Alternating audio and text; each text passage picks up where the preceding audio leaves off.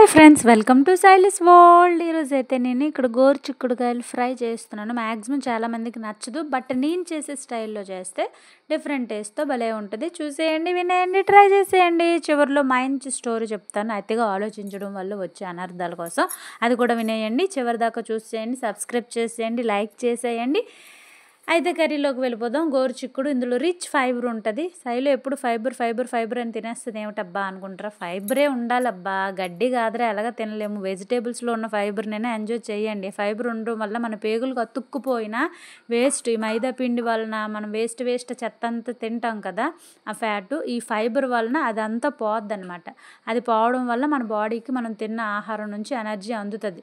లేదు ఆ చెత్త చెదాలు ఆ పేగులకు అతుక్కొని ఉండిపోతే అల్సర్లు, క్యాన్సర్లు, మనం తిన్న ఫుడ్ సరిగా మన ఒంటికి వంట పట్టకపోవడం జరుగుతుంది అనమాట. సో మనం తినే ఫుడ్ అనేది రిచ్ ఫైబర్తో ఉండేలాగా చూసుకోవాలన్నమాట. ఈరోజు కర్రీలోకి వస్తే, ఈ కర్రీ గోరు చిక్కుడు మ్యాక్సిమం కొంతమందికి ఉడకబెట్టి నీరు వంపేసి దాన్ని ఫ్రై చేస్తారు. అలా చేయకూడదు. అలా చేస్తే నీటిలోనే దీనిలో ఉన్న విటమిన్స్ అన్ని, మినరల్స్ అన్నీ పోతాయి అనమాట. సో ఇలా చేయండి. దీనిలో ఉన్న పోషకాలన్నీ పుష్కలంగా అందులోనే ఉంటాయి. చక్కగా ఎంజాయ్ చేయొచ్చు తినడానికి.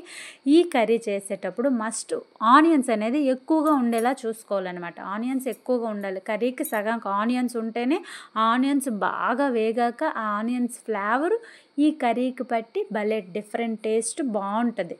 అంటే పోపు దినుసులు కేవలం నేను తెల్లుల్లి, పచ్చిమిర్చి, కరివేపాకు వేసాను. మ్యాక్సిమం నేను వెజ్లో అల్లం ప్రిఫర్ చేయను, ఎందుకంటే అల్లం ఫ్లేవర్ అనేది నాన్ వెజ్కే బాగుంటుంది. వెజ్కి తెల్లుల్లి ఫ్లేవర్ వరకు సరిపోద్ది. ఈ కర్రీ ఎంత నిదానంగా స్టవ్ మీద వదిలేస్తే అంత నిదానంగా ఆ ఆనియన్స్ ఫ్లేవర్ పట్టుకొని అంత బాగుంటుంది అనమాట. ట్రై చేసేయండి ఇలా. అయితే అతిగా ఆలోచించడం వల్ల వచ్చే అనర్థాలు ఏమిటంటే, ఫస్ట్ మన మైండ్కున్న ఎనర్జీ అనేది కోల్పోతాం. మనకి అవసరం అయ్యేటప్పుడు ఆ ఎనర్జీని ఉపయోగించాలి అంటే మరి ఉండదు, నీరసించిపోతాం అనమాట. ఆలోచించే శక్తి కోల్పోతాం, ఇంకిత జ్ఞానాన్ని కోల్పోతాం. సో అనవసరమైన విషయాల కోసం అతిగా అసలు ఆలోచించకండి. నాకు తెలిసిన మట్టుగా ప్రజెంట్ని పర్ఫెక్ట్గా, ప్రజెంట్ ఉన్న మూమెంట్ని ఎంజాయ్ చేయగలగండి. ఫ్యూచర్ కోసం లేదా జరిగిపోయిన దానికోసం, నేను అప్పుడు అలా చేసుంటే బాగుండు, ఇప్పుడు ఇలా లేకపోయిను, అయిపోయింది, వదిలేయండి, అలా ఆలోచించొద్దు. ఇన్ ఫ్యూచర్లో నేను ఇలా చెయ్యాలి, అలా చెయ్యాలి ఆలోచన ఉండొచ్చు. సో ప్రజెంట్ని మనం బిల్డ్ చేసుకుంటే బాగుంటుంది అనమాట. దీనికి ఒక స్టోరీ ఉంది, టైం చాలట్లేదు, నెక్స్ట్ వీడియోలో చెప్తాను. కర్రీ అయితే పర్ఫెక్ట్గా వచ్చింది, మీరు కూడా ట్రై చేసేయండి వన్స్.